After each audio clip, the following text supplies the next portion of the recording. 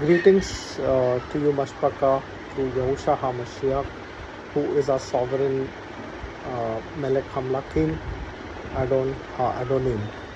This evening, I thought of just sharing with you Luke chapter 10, the parable of the Good Samaritan.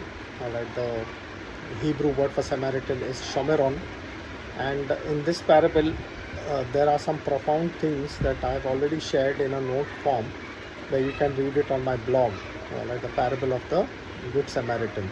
And just wanted to share in a nutshell what exactly this parable means. So when you read Luke chapter 10, alright, in this particular parable, there is a learned from a Torah who comes and asks Yahusha what does he need to do to inherit eternal life. And the two greatest commands are displayed, where it says that you shall love Yahuwah, your Elohim, with all your heart, with all your soul, and with all your strength, and you shall love your neighbor as myself. But he wanted to justify himself, and therefore he stated, who is my neighbor? And that's when Yahusha HaMashiach told him the parable. Now you need to understand that parables are not actual stories or actual incidents which happened, but it's a heavenly story, alright, with an earthly analogy which is given, so as to say. Okay, so in order to understand this, because Yahusha always says, he who has ears, let him hear. So it is very important to understand this parable in the context, both spiritually as well as in the physical Jerusalem of those days. So Yahusha tells speaks about the parable. He says that there was a certain man who was traveling from Jerusalem to Jericho. Alright, now when you look at Jerusalem, Jerusalem is a place where the Hekal was, the temple, where all Yahudis used to come to worship. And Jericho was considered to be a city which was accursed, because there, when Yasharal came out of Mitzrayim, they were in the wilderness and they were entering the promised land. They had crossed the Jordan, and they surrounded Jericho. They went around Jericho for 7 days and blew the trumpet and shouted with a loud voice, and the walls of Jericho fell down and they destroyed the city. Alright, and only Rahab from Jericho was saved. We know that, and we don't want to get into that. But Yahushua, or Joshua, I should say, said that whoever builds Jericho will build it with his firstborn, alright, and its gates with his son. Okay, and which later on happened when Hiel built Jericho, and it's mentioned over there so as to fulfill what Yahushua the son of Nun said, that he laid its foundation by his firstborn Abiram, and his gates with his son Segub. Alright, so here in the parable, the traveler was traveling from Jerusalem to Jericho. Now Jericho was a place, like I said, was considered as accursed, because when Yasharal was given an inheritance, so who had given them the inheritance over there? Masha. Alright, who were there? Reubenites. There were the half tribe of Manasseh and Ephraim. So their inheritance fell towards the Jordan, and crossing over, then the other tribes received the inheritance. Now weren't they the brothers of Yasharal? Yes, they were, but they were looked down upon, because number one, Reuben lost, being the firstborn, he lost his first birthright. Alright, Ephraim and Manasseh, we know that Jeroboam, alright, he was an Ephraimite, and in Shechem he started ruling, and he built golden calves on the other side of the Jordan, in Bethel, and one in Dan. Alright, so that to prevent Yasharal from coming to to Jerusalem to worship Yahuwah according to the Torah of Masha. So it was so abominable that Yahuwah had compassion, mercy upon these tribes, until it came to a boiling point where he divorced Yasharal. In the book of Jeremiah, he says that I sent them away with a certificate of divorce. Now where did Yahuwah send them? Alright, Yahuwah sent them by the king of Assyria. right, who took them captive and relocated them in the other cities of Ashur. Okay, and he brought worthless men, and he established them in these cities where Yahweh sent them lions. So I'm not going through scriptures, I'm just telling you a brief history which is from scriptures. Okay, so Yahweh sent them lions, and the lions started devouring these people who are not Yasharalites, dwelling in the land. And then uh, the king of Ashur sends them a Levite who teaches them the Torah of the land, and then things get settled down. And when you come to the book of Ezra, all right, when they are building the walls of Jerusalem, these people of Shomeron, Shechem, and all these places, they come and they tell Zerubbabel that they have been sacrificing to Yahuwah from the days of Esarhaddon, all right, the king of Assyria. But these people were evil men, and that's the reason they had no inheritance in building the walls of the temple. So the rabbinical Judaism, in Yahusha's time, looked down upon these people as Babylonians and worthless and outcast people dwelling over there, in this place around, in Shomeron, around Jericho, and all these places. These places were, considered as dark places. It's a dark place where they look down upon Shomeron, and that's the reason the Shomeronites had an alternate way of worship. When you come to John chapter 4, when Yahusha is beside the well, there is a woman who comes to draw water from the well, and Yahusha asks her to give him a drink of water while his disciples had gone away to buy some bread. And she says that you being a Yahudite, y'all don't accompany with us Shomeronites. How come you are asking me for water? Okay, and Yahusha prophesies and tells her about everything about herself, that she has had 5 husbands, and the one she is living with now is not her husband. All right, so there is a deep mystery in all this, because if you see, number 5 talks about Torah. So she had 5 husbands, all right, pointing out that they had their own set of Torah. Okay, spiritually, though physically, yes, she literally had 5 husbands. And number 6 talks about the number of a man. Okay, where it speaks about man not attaining the number 7, the Shabbatical rest, or the Shabbat of Yahuwah. He's in a work. Okay, so she is now living with a person who's not even a husband. Okay, and she tells Yahusha that Mount Gerizim is where our fathers worship, but you are saying that we need to worship in Jerusalem. So that shows that Shomeronites had an alternate way of worshipping Yahuwah in an unclean state. All right, that's how depraved their condition was.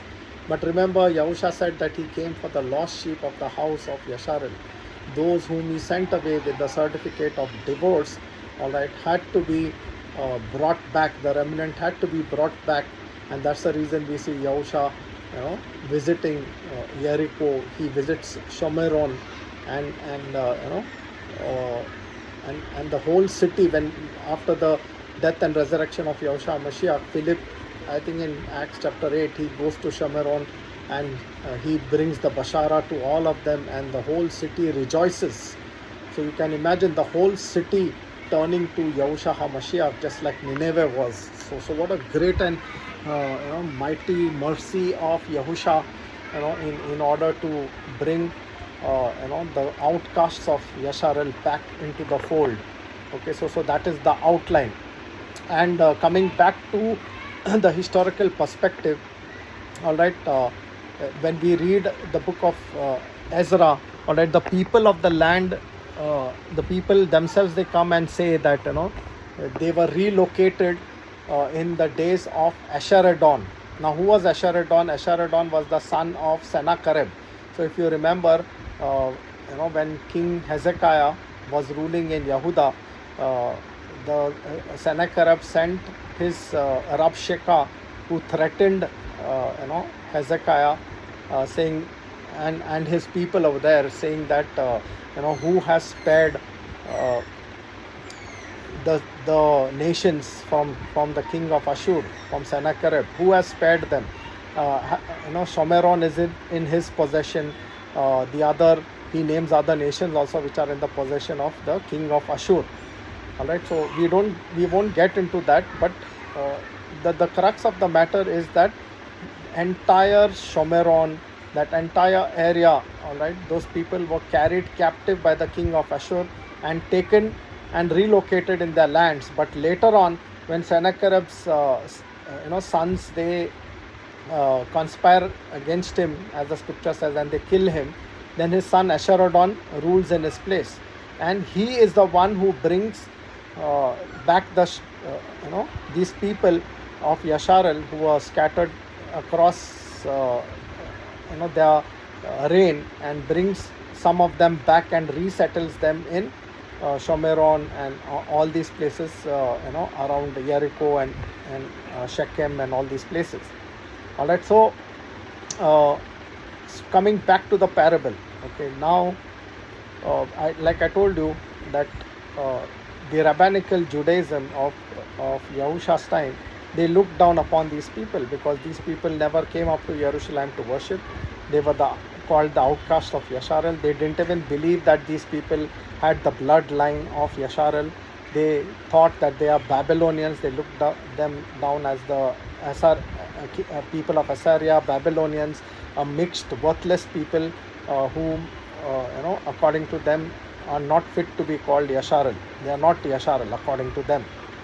But, all right, what happens over here? Okay, coming back to the parable, it's so amazing to understand that the traveler, all right, is going from Jerusalem to Jericho. Okay, whereas people should come from other places, Jericho, vice versa, to Jerusalem. But he's going to Jericho and he falls among the band of robbers. So the band of robbers is an imagery of the rabbinical Judaism mindset, where they consider these people as thieves and robbers, not following Torah. Heart is not right. They are totally outcasts of Yasharal,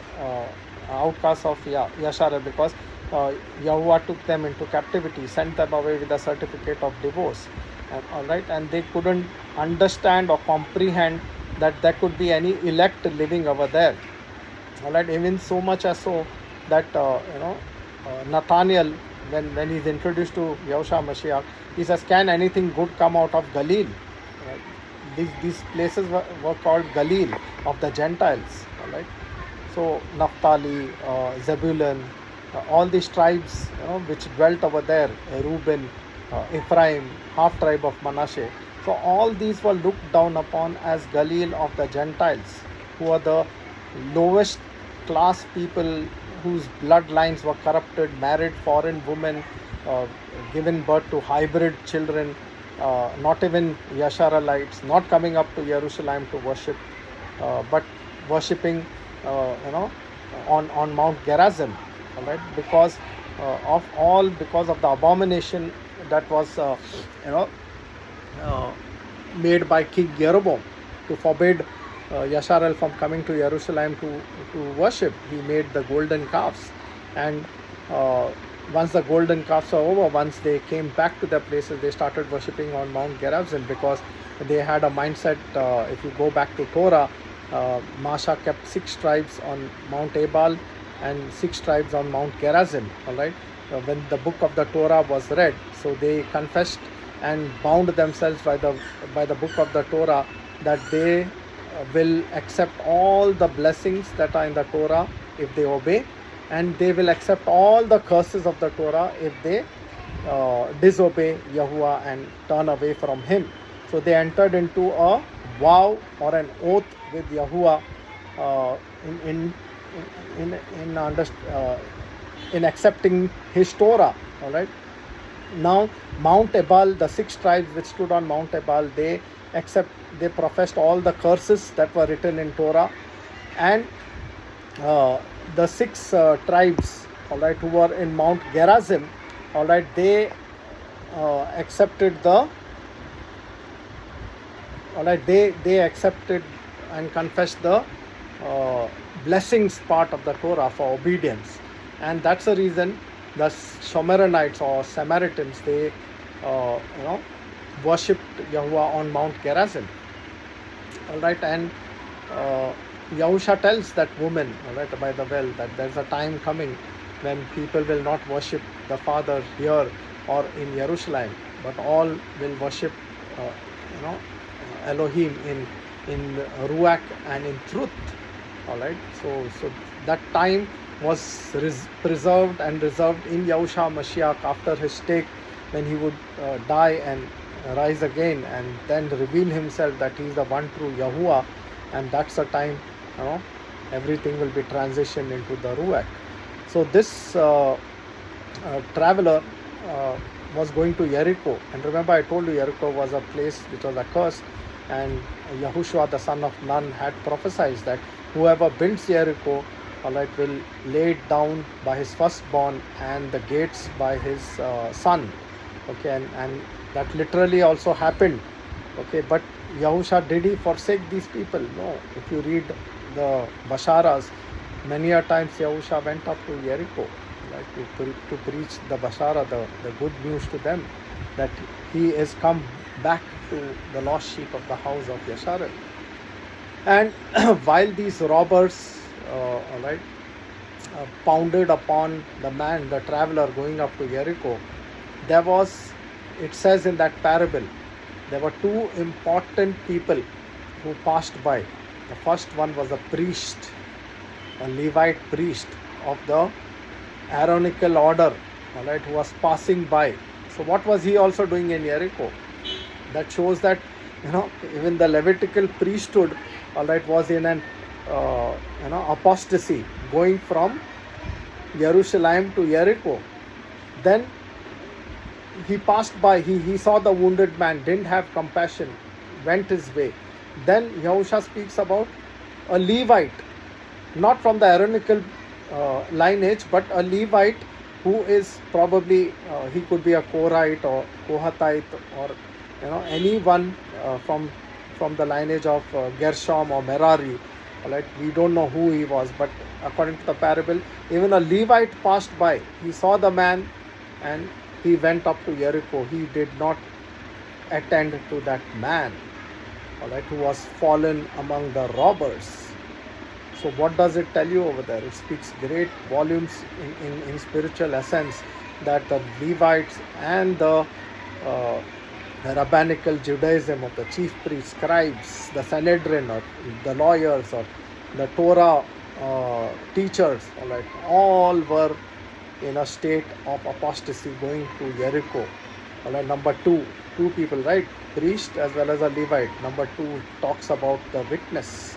So Yahusha is giving witness that, the priest whose mouth should speak, all right, the bar of Yahuwah, all right, is going, is speaking the language of Jericho, all right, the accursed, kind of language, which is not Torah bound, or not in the original way that the Torah was intended and given to Yasharal. Okay. However, there is a passerby, all right, a Shomeronite. All right, we see the world, talking about helping others, being a good Samaritan. So, in the physical sense, yes, we must help others, but does it actually talk about, the good Samaritan being somebody helping others, or is it speaking about one of this kind, all right, who had in their heart the Torah already written, all right, helping that man, all right, who is bound by robbers, who's fallen among robbers, who is severely injured, pouring oil, all right, and the medication in the wounds, trying to heal him, all right, from that Torahlessness, okay, in bringing him back to the original form of worship, which is neither on Mount Gerizim or neither in Jerusalem, but in Ruach and in truth. All right, so that Shomeronite Yahusha HaMashiach was talking about in this parable. who is my neighbor. The word for neighbor is Ra. All right, Ra has got two aspects of it. Ra is also something which is evil. All right, in the ancient Hebrew they used to call it as rag, the g sound which is in the throat, ra, ra. So that is evil, whereas Ra is my neighbor. So that is the difference between Ra and Ra. Okay, so these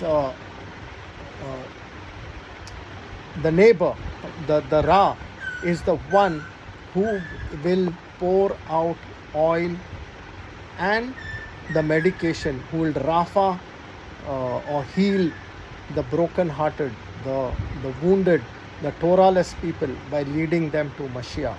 So that's what the Good Shomeronite is all about, and that clearly shows that the work of Yahusha was already in the heart of these people. That's the reason these outcasts of Yasharal accepted him first. All right, he went to the other side, to the Galil, and they were the ones who received him. Okay, and they were the ones who turned to him wholeheartedly. The whole city later on, turning to Yahusha Mashiyach, Shomeron, the place, the you can say the high place of all that is wrong, all that Jeroboam did over there, and all the kings of Yasharal who built the high places in Shomeron, was now turning to Yahusha HaMashiach, because he is a high place, he is a high tower, he is the one whom we follow as the Torah of life. All right, so such a beautiful aspect, brought out by this one small parable.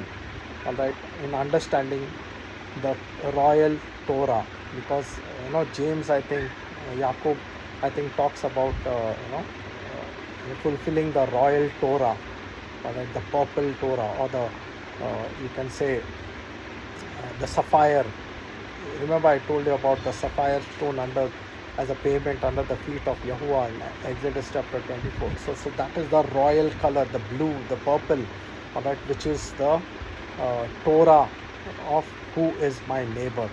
And who is our neighbor? Remember, the whole Torah and the prophets hang on these two commandments, that you shall love Yahuwah with all your heart, with all your soul, and with all your strength, and you shall love your neighbor as yourself. And Yahuwah, when he gave these commandments, he wouldn't just give you a commandment that he himself has not walked in. He himself walked it, and he walked the talk, you can say, because he is the one who became our neighbor. All right, he came as a brother, he came as a friend, he came as a one who is a kinsman redeemer, to redeem us, to show us that he loves us so immensely that he came into humanity to pay the price for us. So who is my neighbor? Yahusha Mashiach, and all those in Yahusha Mashiach who have come back from being called as outcasts of Yasharal, all right, back into the fold. So do not look down upon Shomeron, as even till date rabbinical Judaism will never consider the Shomeronites or even us, for a matter of fact, Gentiles, as part of Yasharal. They look at bloodlines, and that is the most important aspect for them. They look at pure bloodline, saying that, oh, if you are Yasharalite, then what is your bloodline? Which tribe do you belong to? Many people are occupied in this worthlessness. Some say I am from Yehuda, some say from I am Ephraim, based upon the people living in America or in Great Britain or in India, saying that, okay, this lineage is from this father, this lineage is from that father. All worthless things, because the true name, the true Yahudi, is the praise that comes from Yahuwah, right? Not from man. I can claim that I am from Yehuda and show some bloodline and boast about my inheritance. as Shaul says that I was a Binyamite, right? Uh, uh, Pharisee of Pharisees. But all these things I count as worthless when it comes to Mashiyach. Right? So this is the beautiful aspect of the Bashara, that the outcasts, the nations whom Yahuwah dispossessed, sent out with a certificate of divorce, all right, come back into the inheritance.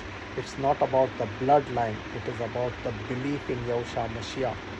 His blood will run through our veins, because we will turn, all right, into His image and into His likeness. We will receive a body which is incorruptible, all right, and with the damut, the blood likeness, all right, of Yahusha Mashiach, who is our kinsman redeemer, who alone, all right, is our redeemer, and no one else.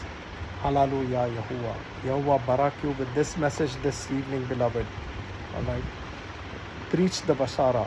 Do not look down upon people based upon their caste, creed, or their inheritance, and do not think that Yahuwah has only chosen bloodlines, because even though we may be, if I speak for a matter of fact, the entire world is a hybrid seed, because all have married foreign women, and we have corrupted in the sight of Yahuwah.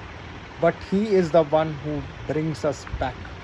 He is the one who gives us that inheritance in Himself. Right? He will give us a new name which no one else will. Hallelujah. Yahuwah barakh.